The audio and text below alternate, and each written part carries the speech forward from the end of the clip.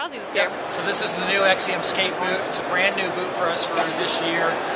We have a new sole for this boot. It's been used on the World Cup the last few races. It's being used by a few manufacturers. It's the new sole that Rossignol has come out with.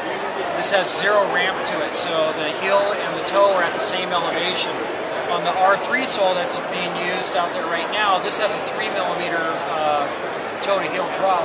So we lose that here. So that's going to give you a little bit extra power as the ski's coming through under the hips, because you're standing on the back end of the camber, so it kind of creates a little bit of negative ramp angle on this thing, so it just allows the skis to squirt a little bit more. Over the case of 15 or 30K, you start getting some extra bonus out of that thing. We're also able to put a carbon plate in the sole that helps to increase the longitudinal and torsional rigidity of this product, so it puts a lot of energy back into the ski, makes it very responsive. This sole is 20 grams lighter than the previous sole, so we have a much lighter weight boot. In the Exum skate, we also have a new carbon cuff. This is 100% carbon. It's extremely thin. It's very anatomically shaped, so it matches the medial and lateral sides of the leg very well. We still have our buckle system on this. The boot is heat molded, so it will mold to your foot. You put it on a little heater and it molds up. We've done a few tweaks to the lacing system. We've changed the attachment and the angles of this webbing, so how it's coming in on the foot, and it moves the whole lacing over to the lateral side of the foot a bit, which helps alleviate some of the pressure points that can happen in this area here. We have a speed lace system on this, so pull it up, make it nice and tight. You can use this to tighten up your toe box, so you can secure the forefoot, and then pull up here to secure the rest of the foot, and then to get out, just grab your strap there, pull this up, and that loosens your toe box. So very easy to get the boot on and off, at least for a skate boot it is. We also have the cuff wrap, so some additional support and warmth as well on that thing. So lots going on with this new Exum boot. It's 50 grams lighter than it was before. New sole, new cuff, faster, better looking, all that fun stuff. And what's the feedback been like on the World Cup? What's that? What's the feedback been like? Oh, the feedback's been fantastic. They like it because they're changing the how they're standing on the ski, so they're seeing that additional power out of that thing. So reduction in weight just means they're not picking up as much stuff through the course of the race, and then changing the dynamics of how they're putting the energy into the ski is making it faster for them as well. So this is the Exum Classic boot. This is a new boot. Anything with this white outsole is the new boot for us. The big change here is the sole. So there's a lot going on here. First, the flex grooves are very different than what's used on the current sole. They're deeper, they extend further across on the sole.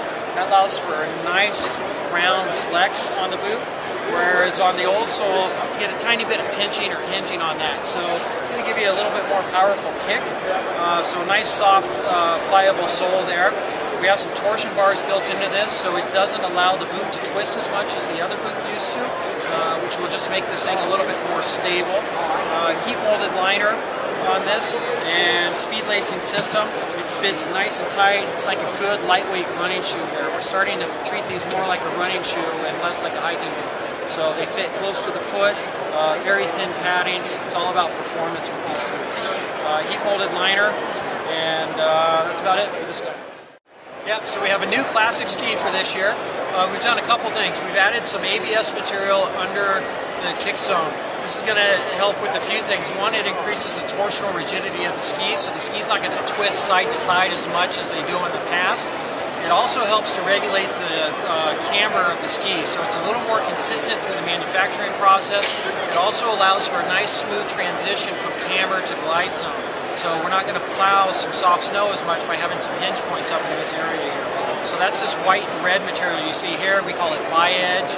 It just helps with the overall construction of the ski.